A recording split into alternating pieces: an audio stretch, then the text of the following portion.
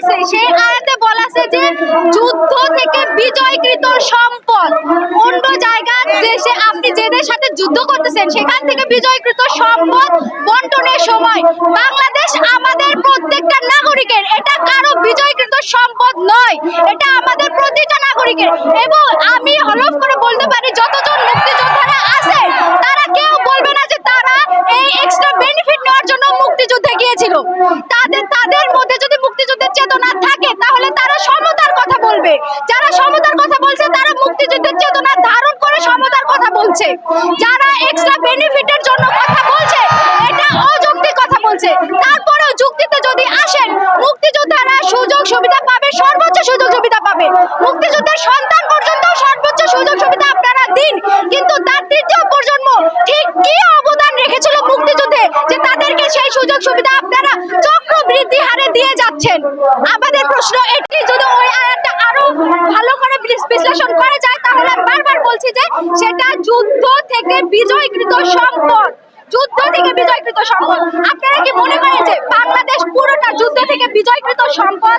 অবশ্যই না। আমরা এখানেরই নাগরিক, এখানেরই জনগণ, এখানেই ছিলাম এবং পাকিস্তানিরা আমাদের উপর বৈষম্য করেছিল বিধায় আমরা সেখান থেকে আলাদা হয়ে এসেছি। এটাই তো, এটাই নয় কি? তাহলে কিভাবে এটা যুদ্ধ বিজয়কৃত সম্পদ হয় এবং ওনার যুক্তিটা যুক্তিযুক্ত হয়?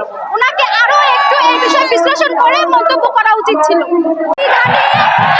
অনগ্রসর জাতি গোষ্ঠীকে, যারা পিছিয়ে পড়া তাদেরকে মূলধারায় নিয়ে আসার জন্য সরকার চাইলে বিশেষ সুবিধা দিতে পারে। এটা বাধ্যতামূলক নয়, প্রথমত চাইলে বিশেষ সুবিধা দিতে পারে। এবং যারা অনগ্রসর আছে আপনারা তাদেরকে বিশেষ সুবিধা দিয়ে এগিয়ে আসুন। স্বাধীনতা 54 বছর পর মুক্তিযোদ্ধারা কিভাবে অনগ্রসর থাকে? তারপরেও মুক্তিযোদ্ধা যারা, প্রকৃত মুক্তিযোদ্ধা যারা, তাদের সন্তান পর্যন্ত বিশেষ সুবিধা দিন সব জায়গায়। তাদের বাড়ি ঘর, তাদের যানবাহন, তাদের ট্রান্সপোর্টেশন, তাদের ভাতা সবকিছু বাড়িয়ে দিন, 2 গুণ 3 গুণ করে দিন। কিন্তু কোটা, যেখানে কোটা একটা চাষার ছেলে কি অনগ্রসরের মধ্যে পড়ে না?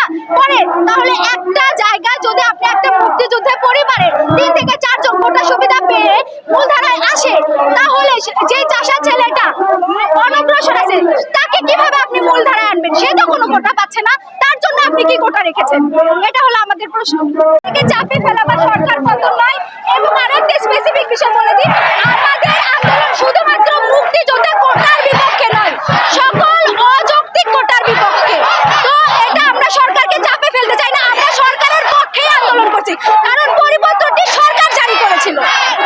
একটা পদে আছে, হ্যাঁ, ওনার হয়তো এই জিনিসটা জানা উচিত ছিল। এই বাংলাদেশটার জন্মই হয়েছে সেই আন্দোলন থেকে, আর সবকিছুর মূলে ছিল এই ঢাকা বিশ্ববিদ্যালয়।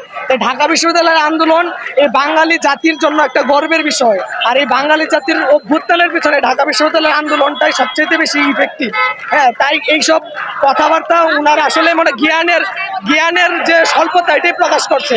উনি তো একজন মুক্তিযোদ্ধার সন্তান, তাই উনি কি জন্য চাইবে যে আমরা এই যে যারা সাধারণ মানুষ, উনি তো ওনার বাবার প্রতি শ্রদ্ধা রেখে, ওনার বাবা যে এই দেশকে স্বাধীন করেছে সেটার প্রতি শ্রদ্ধা রেখে উনি তো ওনার আরো চাওয়া উচিত ছিল এই বাঙালি মানুষ যারা তারা আরো অগ্রগতি হোক, কিন্তু উনি ওনার এটার বিরুদ্ধে কথা বলতেছেন।